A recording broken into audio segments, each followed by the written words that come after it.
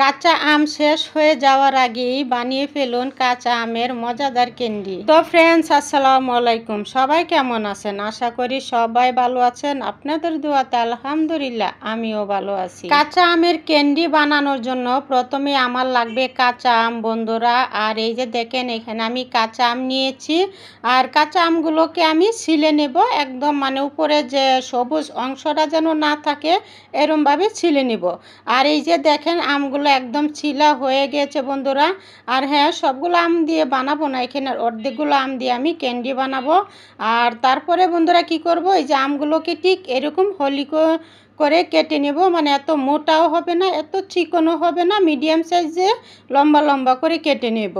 তারপরে বন্ধুরা এই যে দেখেন, আমি এখান থেকে অর্ধেকগুলো আম তুলে নিচ্ছি। আর কেন তুলে নিচ্ছি এটা আমি আপনাদেরকে পরে দেখাবো। যাই হোক বন্ধুরা, পাকঘরে চলে আসলাম। আর আগে থেকে আমি পানি বসিয়ে দিয়েছিলাম, দেখতেই পারছেন। আর এখানে আমগুলো দিয়ে দিয়েছি আর একটু লবণ দিয়েছি, যেহেতু টক জিনিস আর যে কোনো জিনিসই কিন্তু একটু লবণ দিলে ভালো লাগে। যাই হোক বন্ধুরা, আর এইদিকে দেখেন আমার কাঁচা আমগুলো কিন্তু বলক উঠে গেছে। আর হালকা একটু সিদ্ধ করে নিয়েছি বন্ধুরা, বেশি সিদ্ধ করব না, কারণ বেশি সিদ্ধ করলে কিন্তু আমগুলো এলে যাবে, মানে গলে যাবে। তারপরে আমগুলো বন্ধুরা উঠিয়ে নিয়েছি, দেখতেই পারছেন। আর বাকি যে আমগুলো আমি উঠিয়ে রেখেছিলাম আলাদা করে, সেই আমগুলো দিয়েছি। আর তার মধ্যে দেখতেই পারছেন একটু ফুড কালার দিয়েছি, কারণ ফুড কালার দিলে কিন্তু আমরা একটু দেখতে সুন্দর দেখা যায়। আর বাচ্চারা তো মানে কালারিং জিনিস হলে তো অনেক ভালো লাগে ওদের কাছেই, মানে কালারফুল খাবার হলে তো কথাই নাই। যাই হোক বন্ধুরা, এই আমগুলো যখন বলক উঠে গিয়েছিলো, এই আমগুলো আমি সবগুলো তুলে নিয়েছি।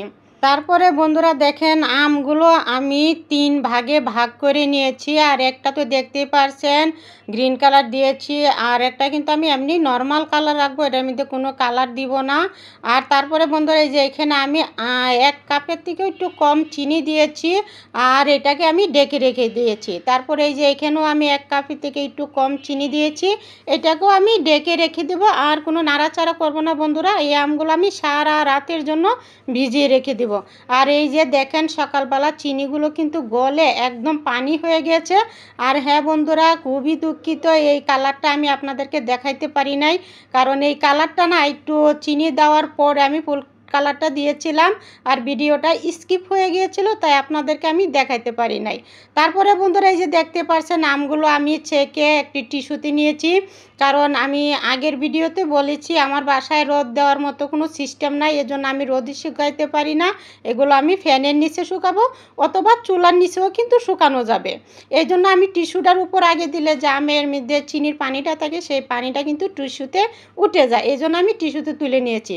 তারপরে বন্ধুরা এই যে দেখেন, আমগুলো এরকম আমি পাতলা পাতলা করে ছড়াই দিব, যেন একটা আরেকটার সাথে না লাগে। আর এভাবে ছড়াই দিলে কিন্তু ফ্যানের বাতাসে শুকিয়ে যাবে। কিন্তু হ্যাঁ বন্ধুরা, 2 দিন সময় লাগবে। আর আপনারা যদি রোদে দেন তাহলে কিন্তু কড়া রোদ থাকলে একদিনে আমগুলো শুকিয়ে যাবে। তো বন্ধুরা, আপনারা আমার এই ভিডিওটাকে কোন জায়গা থেকে দেখেছেন অবশ্যই কমেন্ট করে জানাবেন, যেন আমি আপনাদের কমেন্ট ধরে আপনাদের পরিবারে যেয়ে ধন্যবাদটুকু জানিয়ে আসতে পারি। আর হ্যাঁ বন্ধুরা, আপনারা যদি আমার ইউটিউবে দেখে থাকেন তাহলে চ্যানেলটা প্লিজ সাবস্ক্রাইব করে দিবেন। আর যদি ফেসবুকে দেখে থাকেন তাহলে একটি ফলো করে দিবেন। আর ভিডিওটি ভালো লাগলে একটি লাইক শেয়ার করে দিবেন। যাই হোক বন্ধুরা, এই দিকে দেখেন আমার কাঁচা আমের ক্যান্ডিগুলো যে শুকিয়ে গিয়েছে।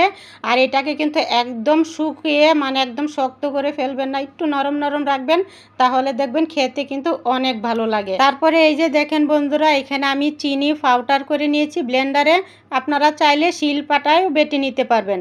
তারপরে ক্যান্ডিগুলো আমি এই যে পাউডারের মধ্যে চুবিয়ে দিয়েছি, আর চুবিয়ে দেওয়ার পরে দেখেন কতটা সুন্দর দেখা যাচ্ছে।